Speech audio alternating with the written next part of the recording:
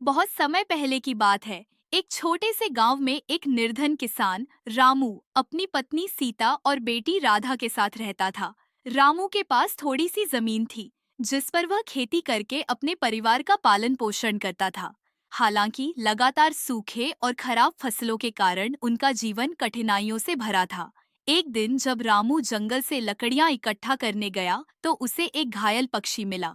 रामू ने दया दिखाते हुए उस पक्षी की देखभाल की और उसे ठीक होने तक अपने साथ रखा। ठीक होने पर पक्षी ने मानव भाषा में बोलते हुए कहा, तुम्हारी दया के लिए मैं तुम्हें एक वरदान देना चाहता हूँ। इस जंगल के बीचों बीच एक प्राचीन वृक्ष है, जिसकी जड़ों के पास एक जादुई सुरंग है। उस सुरंग में प्रवेश करने पर तुम्हें एक जादुई दुनिया मिलेगी, जहाँ तुम्हारी सभी इच्छाएं पूरी हो सकती है।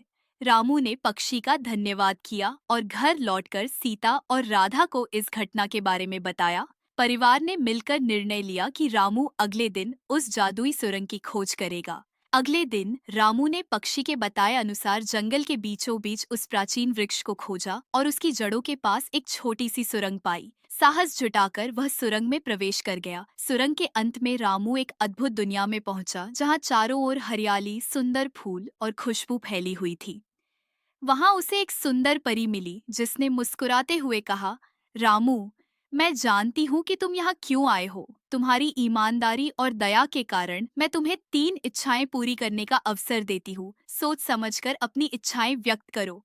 रामू ने पहली इच्छा व्यक्त की, मैं चाहता हूँ कि मेरी जमीन उपजाऊ हो जाए और हमारी फसलें हमेशा अच्छी हो।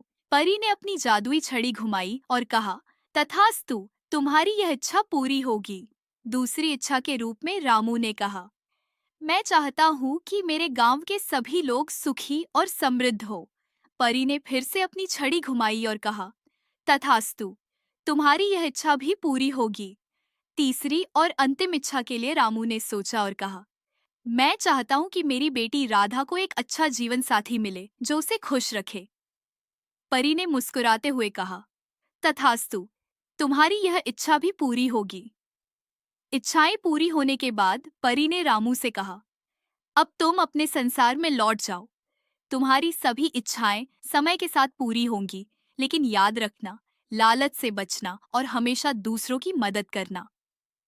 रामू ने परी का धन्यवाद किया और सुरंग के माध्यम से अपने गांव लौट आया। कुछ ही दिनों में उसकी जमीन उपजाऊ हो गई, फसलें लहलहाने लगी और गांव के सभी लोग समृद्ध होने लगे।